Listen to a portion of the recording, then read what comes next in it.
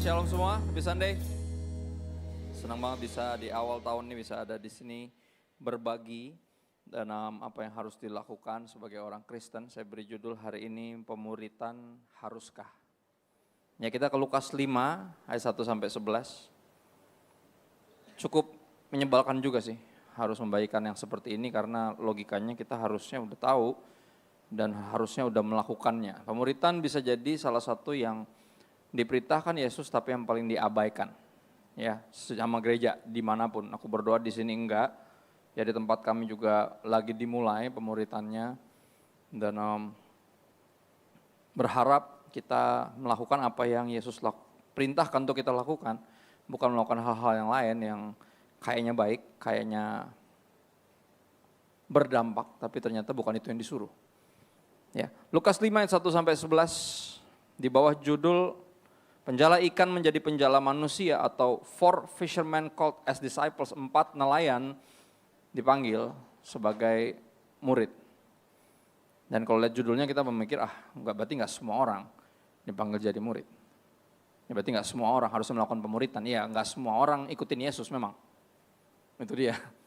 Ya, tapi semua orang ikut Yesus harusnya apa? Dipanggil sebagai murid Yesus dan melakukan pemuritan.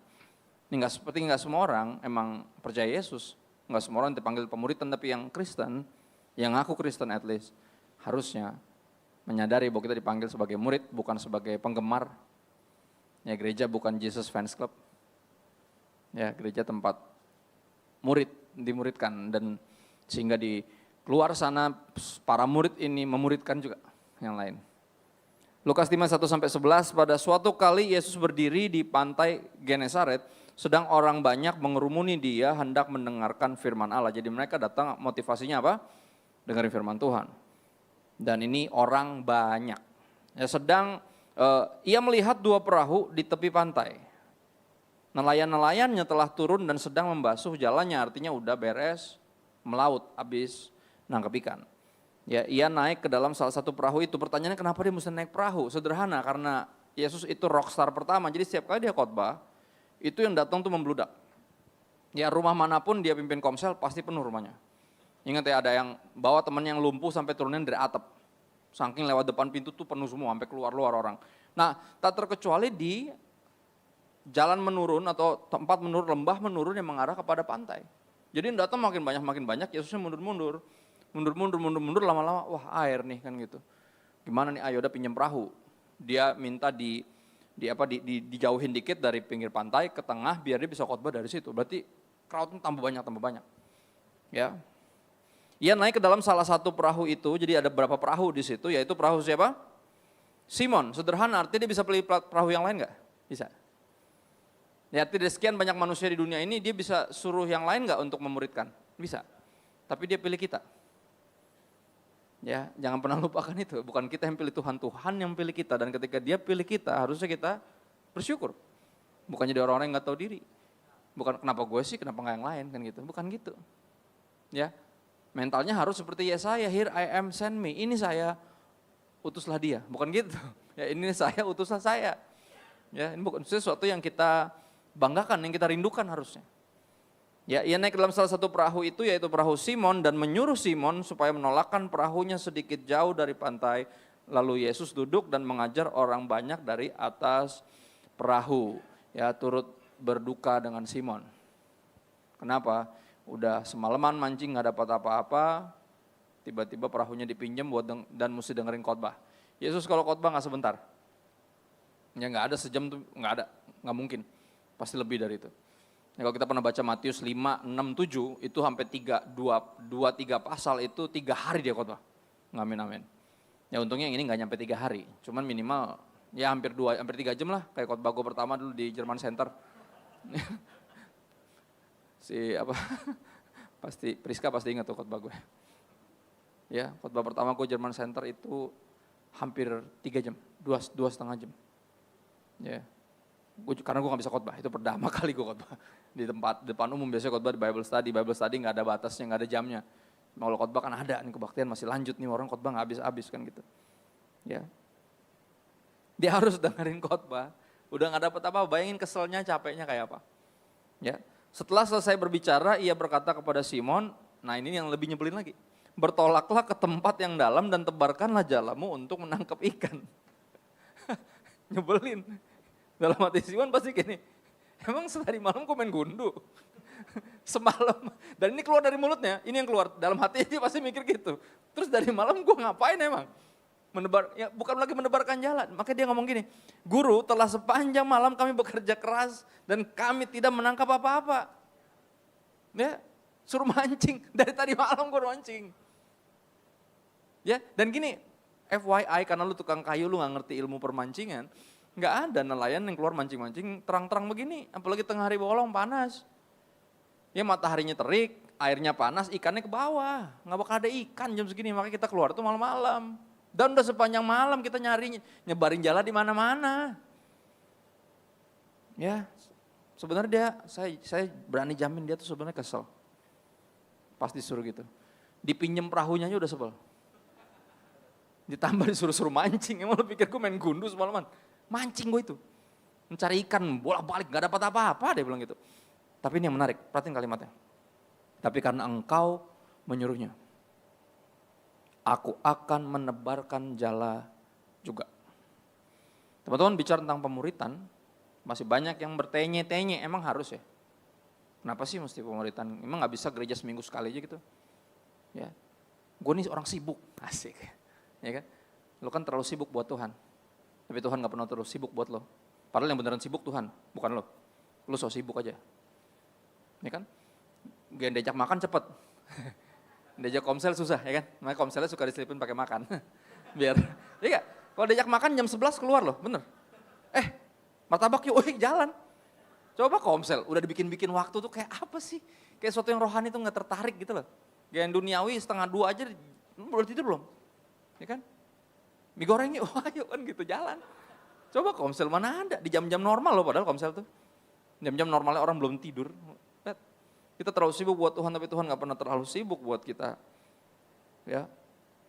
Tapi ini yang menarik, sebenarnya dia gak setuju, sebenarnya dia bete. Tapi ini yang menarik, kalimat dia bagus banget dan ini mesti kita pegang. Oke, gue bukan kurang sibuk, gue bukan kurang capek, tapi karena engkau menyuruhnya, aku melakukannya juga. Ya dong, apa yang kurang sibuk? Kita kerja, ada yang kerja sambil kuliah kayak saya, pelayanan sambil kuliah, kurang apa lagi? Kurang sibuk apa lagi? Capek malam-malam, abis rapat tadi, abis diomelin lagi sama bos. Ya kan besok mesti berangkat lagi sebelum matahari terbit. Kayak kurang capek, bukan kurang kerjaan, enggak kurang sibuk, enggak.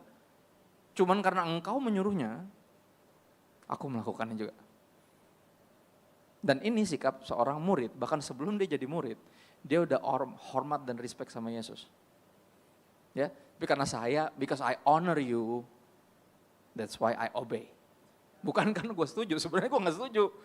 Udah semalaman gue mancing, gak dapat apa-apa. Tapi karena engkau menyuruhnya saya menebarkan jala juga. Karena engkau yang menyuruhnya maka saya ikut pemuritan, bahkan melakukan pemuritan juga. Karena engkau yang menyuruhnya, because I honor you. Right?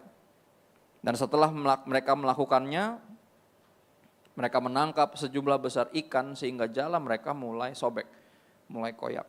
Banyak sekali berarti itu. Sepanjang karir pernelayanan mereka yang tidak kurang cemerlang itu, belum pernah nangkap ikan segini banyak.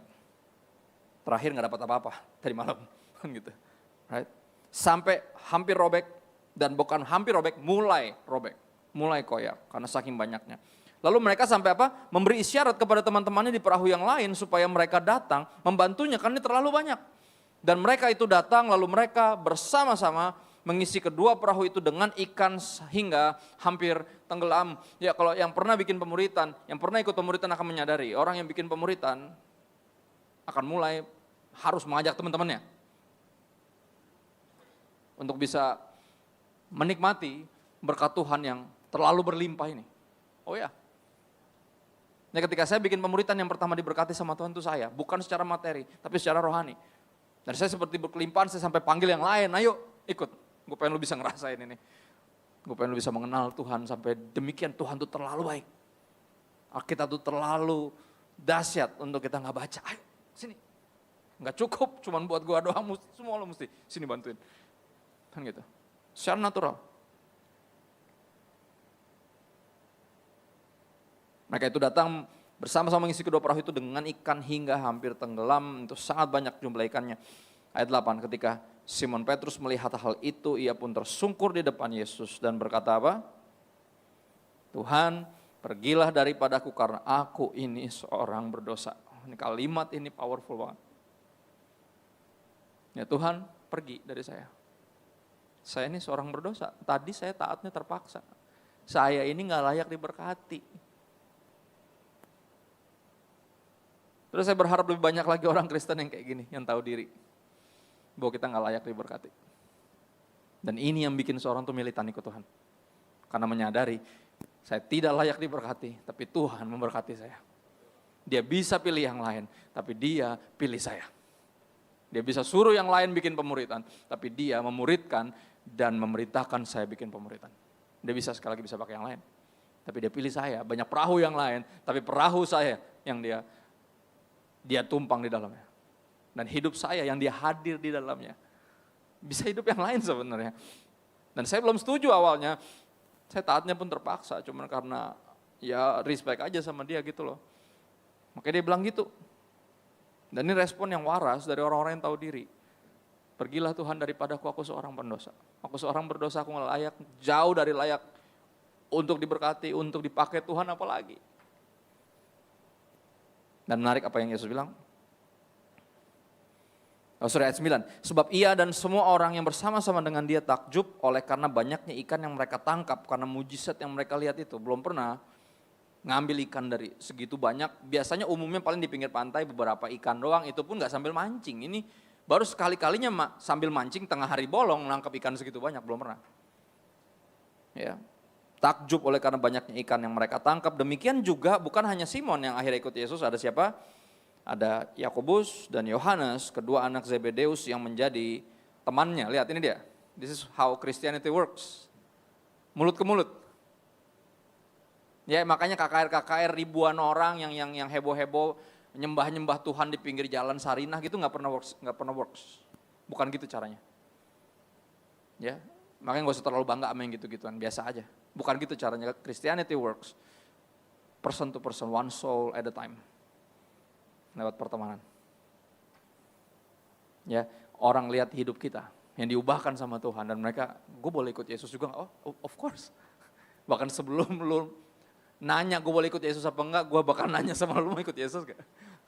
Ya kan? That's how it works. That's how Christianity works. Kata Yesus kepada Simon menarik, jangan takut.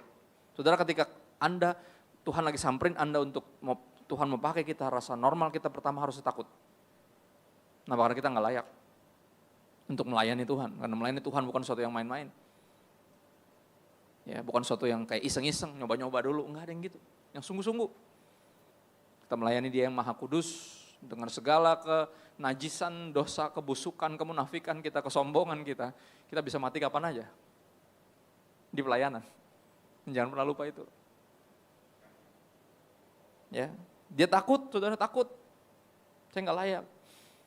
Tapi menarik apa yang Yesus bilang, jangan takut. Kenapa? Mulai dari sekarang kau akan menjala manusia. Saya nggak akan panggil kamu untuk melakukan sesuatu yang kamu nggak tahu.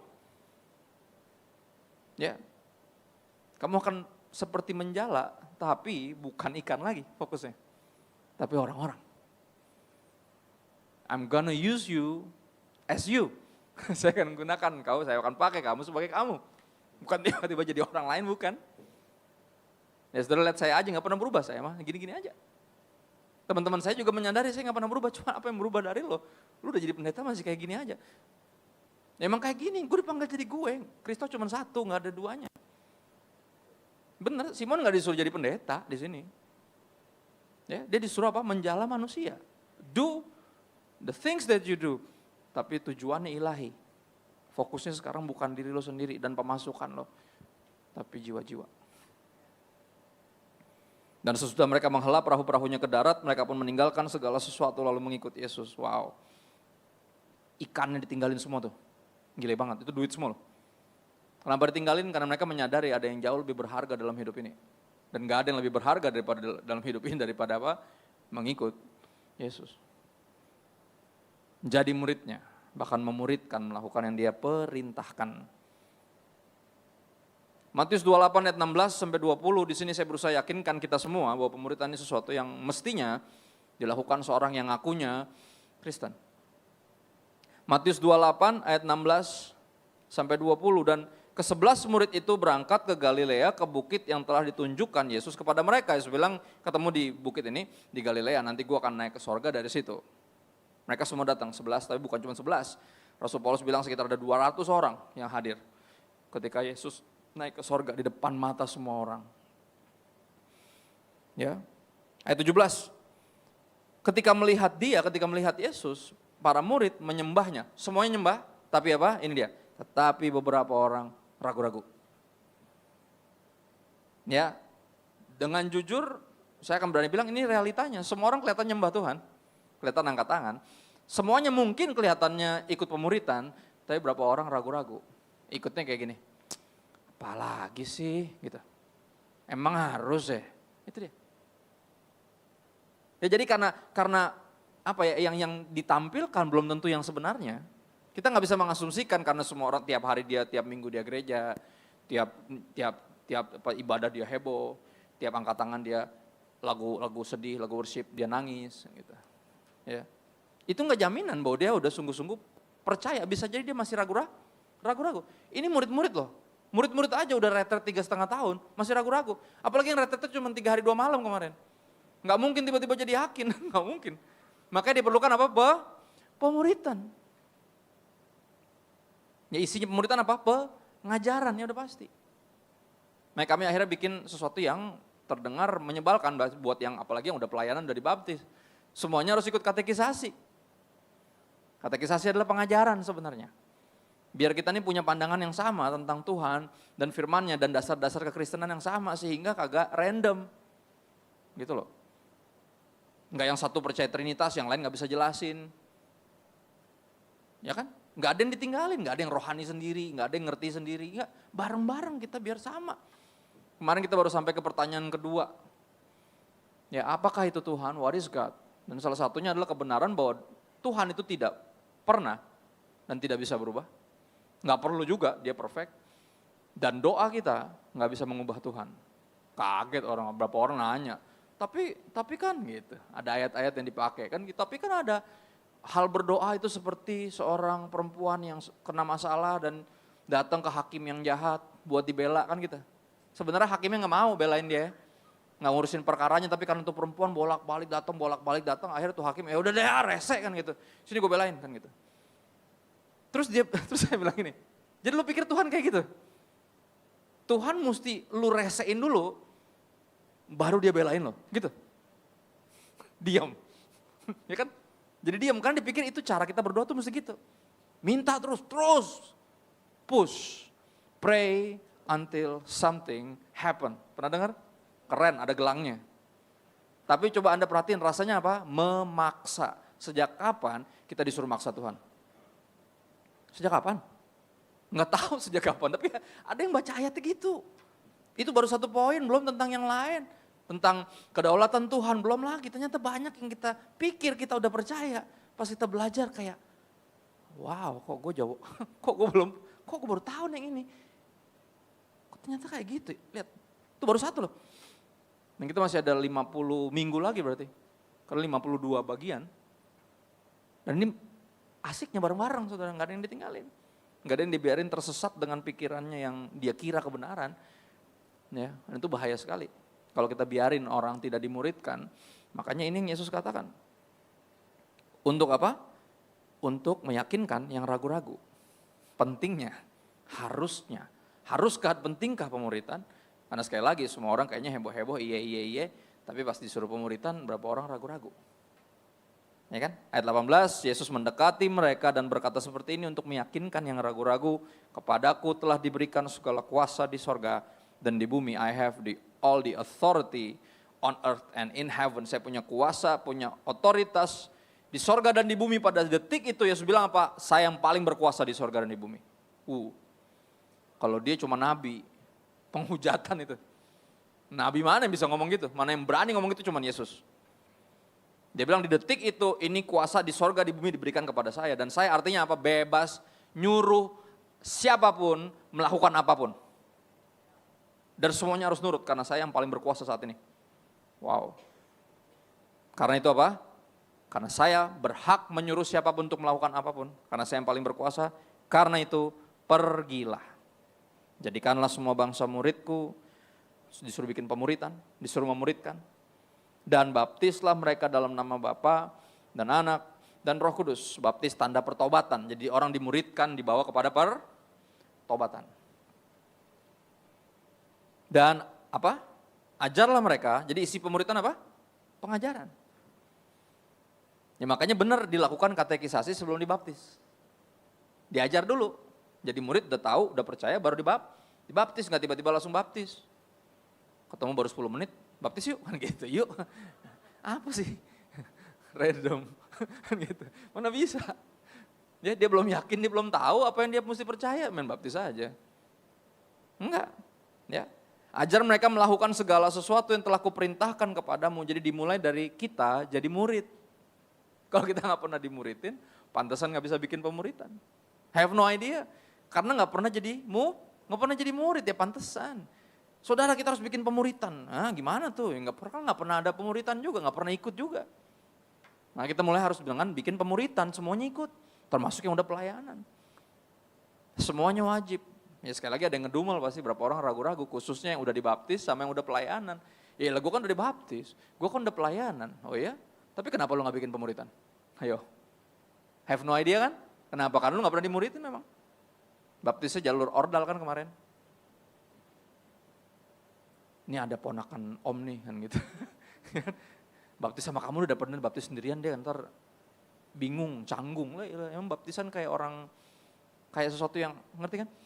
Yang random aja gitu, gak ada kayak kesungguh-sungguhan apa, gak ada. Kalau baptisan bukan main-main loh, baptisan itu seserius pemberkatan nikah. Oh iya, seserius itu. Makanya kalau diperhatiin adegan-adegan itu mirip-mirip saudara. Ya kan janjinya misalnya contoh. Ya mulai hari ini saya Christopher Tapiheru menerima Engkau Yesus sebagai Tuhan dan Juru Selamat saya. Saya akan mengiringmu, setia kepadamu, melayanimu, kaya miskin sakit sehat susah senang sampai saya mati atau Engkau jemput lagi kan gitu. Janjinya kayak janji nikah kan. Makanya gak kaleng-kaleng, jadi kalau mau nikah makanya mesti baptis dulu. Kenapa? Karena lo harus pastikan dia Kristen, kalau gak gawat. Tapi kita udah 9 tahun pacaran, iya dia berapa lama hubungan sama Yesusnya? Ya baru 2 tahun terakhir, ya udah. Udah cukup belum menurut lo 2 tahun? Membuktikan dia Kristen. Ya, gimana ya? Ya lumayan sih 2 tahun, oke gini aja, suruh ikut katekisasi aja. Dipastikan bahwa dia Kristen beneran, baru merit. Karena yang ini gak sungguh-sungguh sama Tuhan, gak akan pernah bisa sungguh-sungguh sama lo. Gak bisa dipegang orang-orang yang kayak gitu. Cuman yang sungguh-sungguh sama Tuhan doang yang bisa dipercaya dalam tanda kutip. Di luar dari itu sangat-sangat, berjudi saya bilangnya. Bener, gawat, gak ada yang bisa dipegang kalau dia gak sungguh-sungguh sama Tuhan. Ya, makanya dipastikan dia benar-benar mengenal dan mengerti, mengenal Kristus dan mengerti apa itu kekristenan. Ya.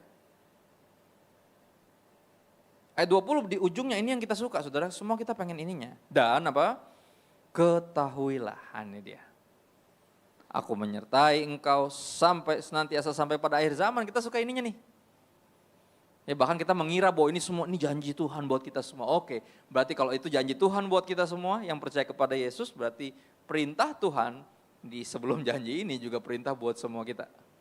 Nggak cuma buat beberapa orang yang terpanggil untuk memuridkan. No, every single one of us yang percaya Yesus Tuhan, yang katanya pengikut Kristus, ya, yang bersyukur bahwa dia nggak pernah tinggalin kita. Ya harusnya menyadari perintah ini cuma berlaku, janji ini cuma berlaku bagi yang mau pergi kan. Ini enggak? Kalau cuma buat jadi kaya, pinter, terkenal, emang perlu Roh Kudus? Perlu gak? Enggak.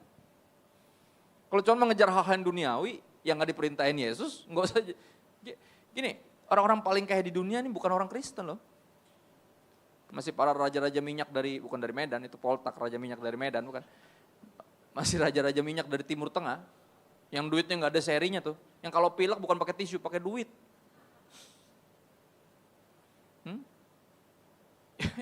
Yang pegangan WC-nya tuh yang buat flushnya itu dari emas. Ih gile. Bisa beli mobil itu baru pegang, makanya duit itu udah nggak jelas banyaknya. Sama nggak jelasnya sama hidupnya. Nggak jelas nasib kekalnya, nggak jelas. Ya. Sekali lagi cuma buat untuk mencapai pencapaian duniawi nggak perlu Roh Kudus, tapi untuk memuridkan nggak bisa tanpa Roh Kudus. Ministry itu modalnya beda sama bikin usaha, buka usaha bukan, beda. Modalnya bukan duit. Buka usaha modalnya duit. Ini kira-kira nih kalau kita buka usaha kayak gini unik nggak nih? Ada peluang nggak nih buat orang datang karena unik? Itu buka usaha namanya. Gereja bukan kayak gitu. Gereja ministry itu nggak bisa dilakukan tanpa Tuhan. Makanya kita bergantung sepenuhnya sama Tuhan. Dalam segala sesuatu termasuk pembangunan, ya dong, Tuhan. Dari awal Tuhan yang bikin, akan Tuhan terus yang sedia, sertai dan sediakan. Dari dulu pindah-pindah Jerman Center, BSD Junction, pindah ke sebelah sini, pindah lagi geser dikit. Itu gesernya dikit-dikit ya, nggak terlalu jauh kan. Iya dong, nggak, ya kan punya Tuhan, terserah Tuhan. Berdoa lebih banyak.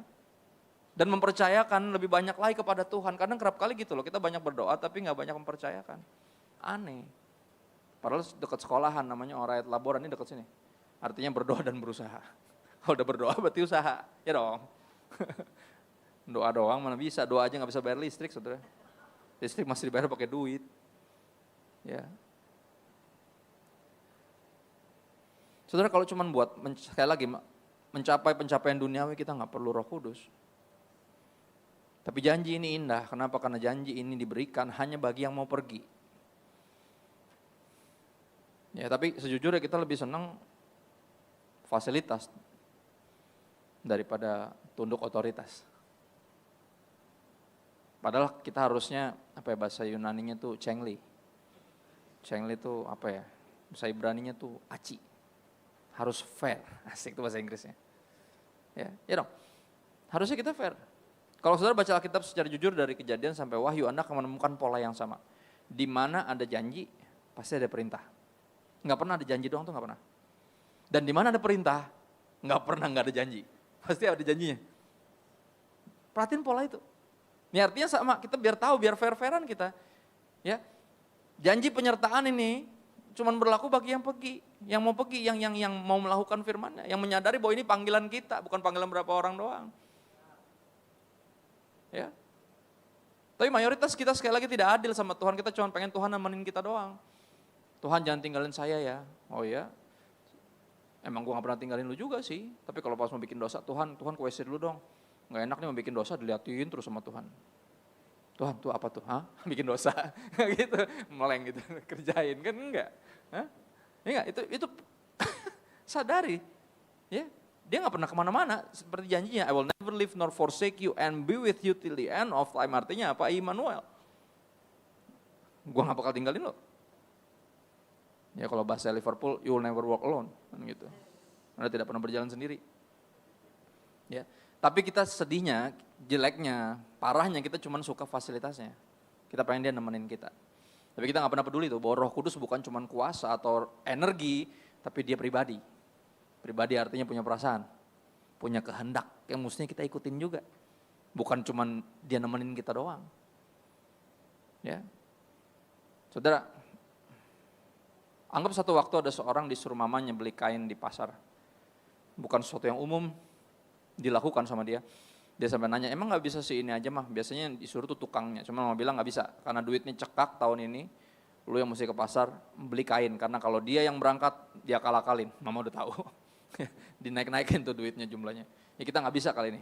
Mesti orang terpercaya mama yang pergi ke toko kain, beli. Akhirnya dia pergi dengan terpaksa karena mamahnya yang menyuruhnya kan gitu. Karena engkau yang menyuruh, saya melakukannya juga kan gitu ya. Ya deh lu mak gua kan gitu. Ya. Akhirnya dia minta tolong temennya, bro lu lagi santai gak? Temenin gua dong. Ah boleh, kemana? Pasar nih beli kain. Ih, disuruh sama nyokap, tumben banget nyokap lu nyuruh. Itu dia makanya. Temenin gua ya, oke. Gua jemput ya, sip. Sampai depan rumah tak, dia naik. Terus mulai diajak ngobrol karena awkward kalau gak ngobrol. Berangkat itu kan tiba-tiba pas tiap kali dia mau ngomong, temennya diam. Suruh diem, aneh. Berapa 45 menit kemudian karena macet arah pasar masih dia berusaha coba ngobrol dan kembali temannya bilang kayak dan temannya ngejelasin kenapa. Gini, gue minta lu buat nemenin gue, bukan buat ngajak ngobrol. parah banget punya teman kayak gini, bener gak? Ya gue gak peduli kabar lo, gak usah nanya kabar nyokap gue, kabar gue, enggak. Gue minta tolong lo buat nemenin gue, bukan buat ngajak ngobrol. Gue gak peduli perasaan lo, ya, cita-cita lo, bodo amat, gue gak peduli. Gue cuma pengen lo nemenin gue, enggak. Kira-kira kalau Anda jadi temennya, Anda turun gak? Gak usah sok Kristen, kalau saya sih turun. Saya pendeta loh, jadi gak ada, kalau saya mau Kristen gak, I will never leave. Enggak mungkin, lu pasti turun, gak mungkin. Yakin gue lu turun. Ada orang kayak gini, ada. Kita sama Tuhan tuh kayak gitu. Tapi ini yang berbeda antara kita dengan Tuhan. Dia gak turun. Ada yang pernah merenungkan itu gak? Sampai detik ini, kita yang jatuh bangun, yang datang dan pergi, sesuka hati. Oh iya, kita datang dan pergi sesuka hati sama Tuhan. Tapi dia gak pernah turun. Immanuel. Tapi janji indah ini harusnya menggetarkan hati kita. Menyadarkan kita, mestinya gue mau muridkan. Oh iya, karena gue tahu janji ini berlaku cuma buat yang mau pergi, yang melaksanakan perintah itu. Yang mengaku sebagai pengikut Kristus. Yang tadinya ragu-ragu tapi yang mudah-mudahan hari ini gak ragu-ragu lagi. Karena ayatnya cukup straightforward. Ya, emang gak semua terpanggil memuridkan, seperti gak semuanya percaya sama Yesus. Tapi buat yang terpanggil, dipilih oleh Yesus sendiri, bisa percaya sama Yesus, mestinya kita memuridkan. Untuk tujuan itu, roh anaknya, kata Rasul Paulus, dibiarkan tinggal dalam diri kita. Yang memungkinkan kita panggil dia Papa. Artinya kalau kita panggil dia Papa, kita bukan hanya suka dan mencari fasilitas, tapi mesti tunduk sama otoritas, karena otoritas sama fasilitas satu paket. Ada amin? Oh ya. Itu namanya cengli, adil.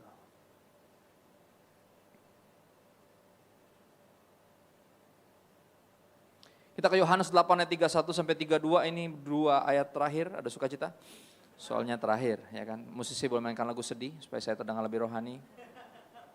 Biar bisa tersentuh untuk mulai minimal ikut pemuritan lah, minimal. Itu dulu. Karena dimulai dari situ.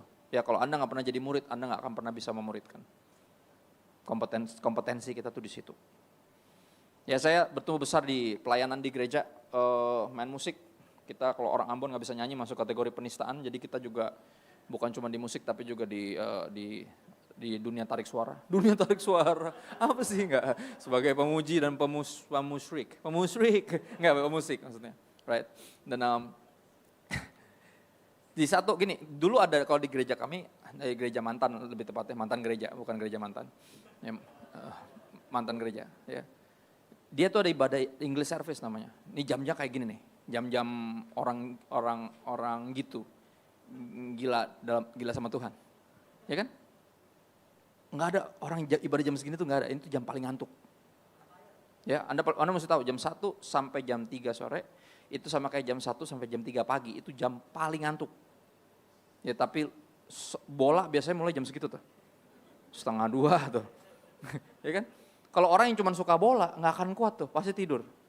Cuman orang yang gila bola doang yang bisa nonton bola jam segitu. Nah cuman orang yang gila sama Tuhan bisa kebaktian jam segini menurut saya. Right? Oh ya, sekali lagi nggak berat, kapal goyang kapten kan gitu. Iya, gue tahu. Gue jengkot bang ngantuk apalagi lu. Gila. Kebayang tuh. Ya, dan itu jam kebaktian English service tuh, bahasa Inggris. Dan rata-rata biasanya pendetanya dari Afrika. Dan kalau udah dari Afrika, saudara nggak bisa sebentar tuh kebaktiannya. Pasti ngaret-ngaret tuh. Nyanyinya aja lama, dan dia selalu, pendeta dari Afrika selalu pengen doain orang satu-satu. Ya tapi yang kali ini yang datang bukan dari Afrika, dari Malaysia, orang India, mirip kayak almarhum papa saya tampangnya. Dan saya pikir India nih aman nih kan gitu. Enggak, dia bikin kayak gitu juga. Di akhir itu dia bilang suruh maju satu-satu mau dinubuatin. Gue bilang ya elah panjang nih urusannya kan gitu. Gue pikir di India aman, katanya enggak kan gitu. Majulah satu-satu termasuk pemusiknya. Kita kan lagi ngiringin dong, nyanyi lagu He Touch Me, lagu itu lagu andalannya kan gitu. Kan gitu lagi satu-satu maju, ya kan. Tiba-tiba dipanggil tuh, dimulai dari keyboardisnya. Saya bilang, saya dulu aja lah, aneh banget. Tiba-tiba main drum sendiri, duktak. Keyboardnya nggak ada, aneh dong. Keyboardis terakhir harusnya. Keyboardisnya main turun aja, sampai ayo udah kita turun rame-rame kan gitu. Saya sampai dia, besar kuping kan, pengen denger nih, buatin apa nih. Semua alat musik yang kau pegang akan bisa kau kuasai. Dahsyat. Kalau gue yang gue pegang cuma bunyi aja, tak, neng gitu, bunyi aja, jereng kan gitu. Nggak bisa gue kuasain. Wah gue udah mikir nih sampai gue apa nih. Karena saya drummer, saya pengen punya band yang bisa berdampak di luar sana. Pengen bikin gospel contemporary yang gitu-gitu, yang kayak sebenarnya Kristen tapi nggak Kristen tapi Kristen kan gitu. Pokoknya itu cita-cita saya. Saya udah mikir, wah udah seru-seru nih. Dalam hati saya pas sampai saya kira-kira apa nih doanya nih. Udah semangat. Sampai di saya dengan jelas dia ngomong kayak gini. You will be my disciple. God said to me, the Father God said to me, you will be my disciple and I will teach you. Weird. Jujur saya kecewa, kayak gimana? Kok gak ada musik-musiknya nih? Kan gitu. Gak ngerti, detik itu tuh gak ngerti, maksudnya apa? Anda akan jadi murid saya, kamu akan jadi muridku dan saya akan mengajarkan kamu. And here I am. Seaneh apapun itu, sejauh apapun itu dari cita-cita dan kerinduan saya. Tapi saya menyadari hidup saya bukan punya saya. Ini bukan tentang saya. Nggak pernah tentang saya. Ini semua tentang dia. Dan saya somehow di situ sejujurnya keberatan. Tapi karena engkau yang menyuruhnya, saya lakukan juga. Right? Saya berusaha untuk jadi seperti Simon, ngerespon yang benar. Yang ketika dilakukan ini dia Tuhan cukupkan kami sampai hari ini. Dan sering banget saya sujud. Ketika semua udah tidur saya sujud, cuman bilang kayak gini, Tuhan pergi dari saya. Saya ini orang berdosa. Saya gak layak diberkati apalagi dipakai Tuhan. Dan ini yang saya rindukan Anda bisa alami. Ya walaupun Tuhan yang pilih kita, bukan kita yang pilih Tuhan, tapi saya berdoa ketika waktu itu tiba, Tuhan bilang ikut gua. Kita gak segentuk meninggalkan segala sesuatu, artinya apa? Bukan berarti tiba-tiba jadi nganggur, tadinya kerja, bukan, itu malah gak bertanggung jawab jadinya. Itu malah jadi bikin dosa, bukan. Yang tadinya kita mikirin cuma duit, cuma kehidupan sehari-hari, kita sekarang mulai mikirin jiwa-jiwa. Gimana caranya nih? Bisa bawa nih anak-anak muda yang dipercayain sama saya untuk mengenal Tuhan. Gimana nih caranya nih? Bisa menginspirasi anak saya sehingga dia bisa ngajakin teman-temannya yang lain untuk bisa mengenal Tuhan. Gimana caranya nih? Right? Yohanes 8 ayat 31-32. Maka kata Yesus kepada orang-orang, saudara ganti kata Yahudi dengan apapun. Anda orang apa? Tulis di situ. Ya, Batak, Ambon. Ya, tulis di situ. Jawa.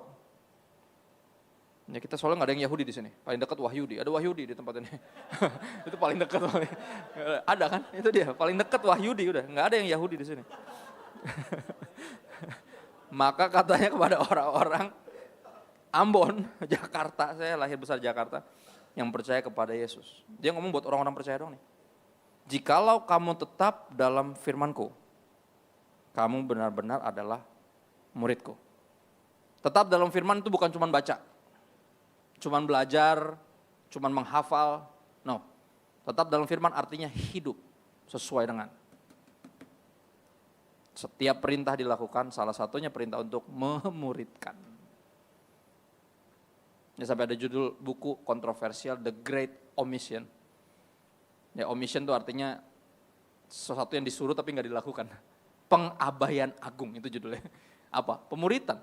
Jarang gereja yang memuridkan. Banyak yang cuma sibuk gereja-gerejaan dong. Ya dong, gereja-gerejaan soalnya seksi, penghasilannya gede. Tapi kerjaannya cuma ya gitu kayak wedding organizer tapi ini kebaktian. Service organizer kan gitu. Cuman dipilih cuman MC-nya ada nggak? MC itu WL. Ya. Tim musiknya lengkap nggak dari entertain mana nih? Asik kan lengkap satu band semuanya ada. Ya kan? Yang khotbah ada nggak? Gitu dong. Pendetanya siapa yang berkatin? Ada MC-nya nggak? Timnya dari entertain mana kan gitu. Udah jalan. Buat saya gereja yang nggak memuridkan bukan gereja. Sama kayak orang Kristen yang nggak memuridkan bukan Kristen. Bukan saya ngomong muka Anda biasa aja sama saya. Saya juga disuruh nih, saya baca juga sebenarnya sebel, kayak kurang sibuk gue, mesti ngurusin yang lain. Nggak, tapi karena dia yang menyuruhnya, saya melakukannya juga. Dan Anda juga sama. Kenapa? Karena kita mestinya benar-benar adalah muridnya. Buktinya apa? Kita sungguh-sungguh hidup dalam firman-Nya. Tetap dalam firman-Nya artinya apapun yang terjadi, tetap melakukan firman-Nya. Ini saya lihat keaktifan pelayanan kerap kali kayak puber, saudara, tahu nggak? Ketika dulu pas masih muda, masih jomblo, aktif pelayanan, dahsyat. Bukan aktivis lagi, dia ekstremis. Lebih aktif dari yang aktif. Ya, semua kebaktian dia ada, termasuk WBI, padahal dia laki, lu bayangin tuh. Kurang aktif apa lagi. Tapi itu dulu, pas masih jomblo. Ya kan, pas masih nganggur. Sekarang udah mulai pacaran, udah mulai kerja, udah tuh melipir halus tuh. Ya kan, udah mulai sibuk, ya kan, malam minggu, aduh jangan gue terus dong yang main drum. Gue kan juga mau pacaran, ganti-gantian lah. Gitu. Ya tadinya di sini terus, lama-lama pindah duduk di sini, mundur-mundur pelan-pelan, lama-lama muntaber, mundur tanpa berita kan gitu. Kayak ini kemana kan gitu. Gue dulu kalau gue datang kan sebulan sekali ya kemari ya, gue selalu nanya tuh si ini kemana kan gitu, biasa gitu. Wah, dia sekarang ke gereja pacarnya, Kak, emang pacarnya Kristen? Bukan ya? Gawat kan, itu yang terjadi. Belum kalau udah gini, anggap tetap Kristen ya, udah mulai married, punya keluarga, punya anak, udah mulai tuh, mulai terlalu sibuk buat Tuhan. Itu yang saya lihat, akhirnya apa, nanti udah gak aktif tuh, padahal dulunya aktif banget, biasanya cuma jadi jemaat yang setia gitu dong. Ya, saudara, keaktifan pelayanan bukan seperti pubertas yang kita lalui, satu fase yang kita lewatin, bukan. Makin lama kita harus makin militan sama Tuhan, harusnya. Ya lewat iman kita, kekristenan kita lebih banyak lagi orang dimenangkan baik Kristus. Berangsur makin lama makin banyak, itu dia. Dari Yerusalem, Yudea, Samaria, sampai ujung bumi, logikanya gimana sih? Harusnya kan makin banyak, bukan makin melempem.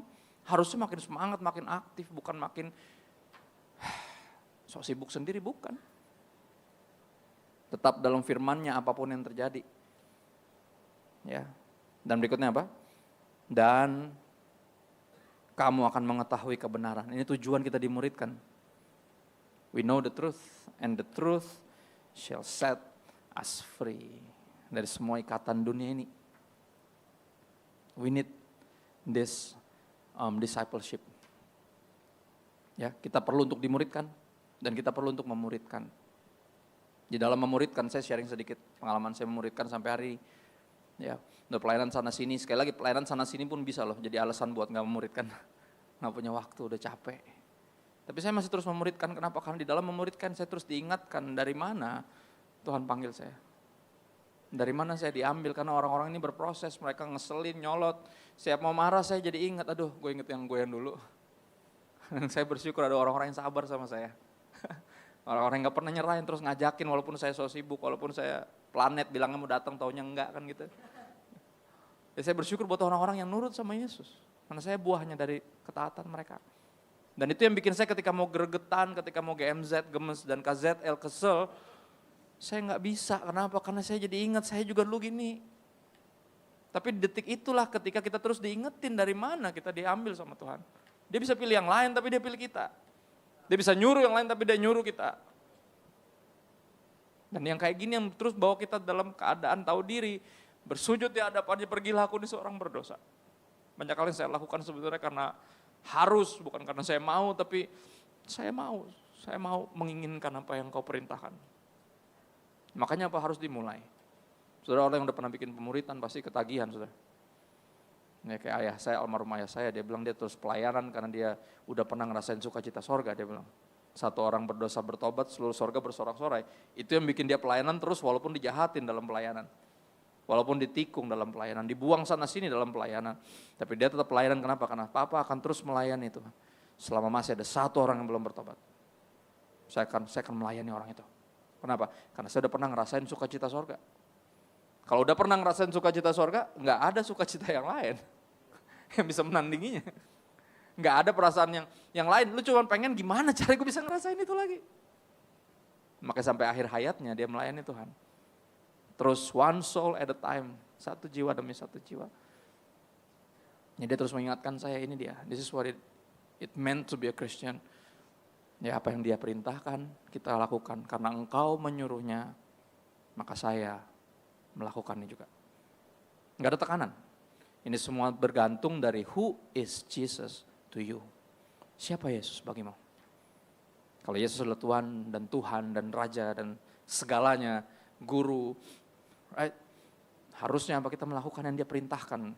Saya tutup dengan ini, Yesus pernah bilang kepada murid-muridnya, mengapa engkau panggil aku Tuhan, Tuhan, ngapain lu manggil gua Tuhan, kalau lu nggak lakukan apa yang gua suruh. Ya, seperti bangun rumah tanpa dasar. Saudara, saya nggak mau satupun dari kita membangun rumah, keluarga, bisnis, pelayanan tanpa dasar. Apa itu dasar? Kristus dan firman-Nya. Ketaatan kepada perintah Yesus. Itu dasarnya. Dari situ kita bangun semuanya. Ya. Kalau bukan Yesus dasarnya, sia-sia apapun yang dibangun. Ya, badai hidup akan sering datang. Bentuknya aneh-aneh. Ya, tapi orang yang bukan hanya mendengar firman tapi yang melakukannya akan tetap berdiri. Ya.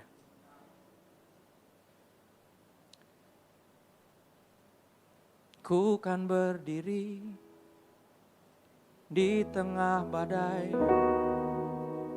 dengan kekuatan yang kau berikan.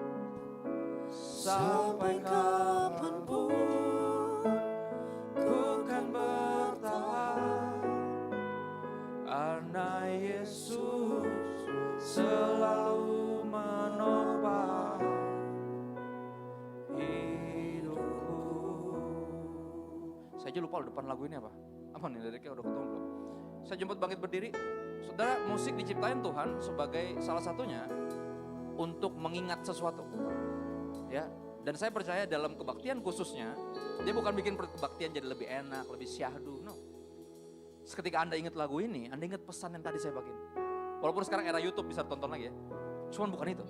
Musik somehow bekerja sampai kedalaman jiwa sehingga pesan yang tadi masuk, nyangkut di sini misalnya. Ketika dihajar jiwanya, kebuka, dia masuknya langsung ke sini. Langsung ke hati. Dari sini, ketika firman udah bertahta di hati kita, dia akan mulai meyakinkan otak kita untuk apa? Taat. Untuk percaya. Depannya apa sih? Coba deh. Udah muncul belum? Engkaulah apa ya? Perisaiku saat badai hidup menerpaku, firman-Mu di dalamku tenangkan jiwaku. Ku kan berdiri di tengah badai dengan kekuatan yang Kau berikan. Sampai kapanpun ku kan bertahan, karena Yesus selalu menopang. Ku kan bertahan, yes, dalam tekanan dengan kekuatan yang Kau berikan. Sampai kapanpun tak tergoyahkan, karena Yesus selalu menopang hidupku. Tuhan, kami rindu lagu ini yang adalah berasal dari firman Tuhan jadi kenyataan dalam hidup kami. Tapi kami tahu ada tugas kami untuk mentaati setiap firman yang keluar dari mulut-Mu. Melaksanakan semua yang Kau perintahkan untuk kami lakukan. Roh Kudus, bantu kami jadi murid yang sejati. Bukan murid pura-pura, bukan murid kayaknya murid dan murid perasaan berasa murid, no. Kami bantu kami untuk jadi orang Kristen yang beneran. Untuk gak ragu-ragu lagi, nyembah Tuhan sambil ragu-ragu, kami capek. Nyembah Tuhan sambil ragu-ragu. Hari ini berikan kepada kami keyakinan, conviction, tentang apa yang harus kami lakukan dalam kehidupan kami. Bantu kami supaya kami mengalihkan fokus dari hal-hal yang duniawi, yang cuma mikirin penghasilan, penghidupan sendiri. Bantu kami untuk mulai peduli sama jiwa-jiwa di sekeliling kami. Orang-orang yang Kau tempatkan di sekeliling kami untuk kami muridkan bagi Kristus. Roh Kudus, kami bersyukur bahwa kami gak dibiarin sendiri, tapi diberi kuasa, dimampukan untuk melakukan pemuritan ini. Bantu kami kasih ya Bapak. Kami mengangkat tangan kami karena kami rindu sorga mencatat momen ini. Mana kami yang tadinya menyembah Tuhan sambil ragu-ragu saat ini diyakinkan. Kami harus pergi jadikan semua bangsa murid dan membaptis semua orang dalam nama Bapa, Putra dan Roh Kudus, dan mengajar semuanya untuk melakukan segala sesuatu yang telah Engkau perintahkan lebih dulu kepada kami. Dan kami bersyukur bahwa Engkau menyertai kami sampai kesudahan zaman. Terima kasih ya Bapa. Kami minta bantuan Roh Kudus untuk jadi pelaku firman kepadamu Bapa yang baik, di dalam nama Yesus. Kami siap melakukan firman Tuhan, melakukan pemuritan, ikut pemuritan dalam nama Yesus. Semuanya berkata amin. God bless, thank you.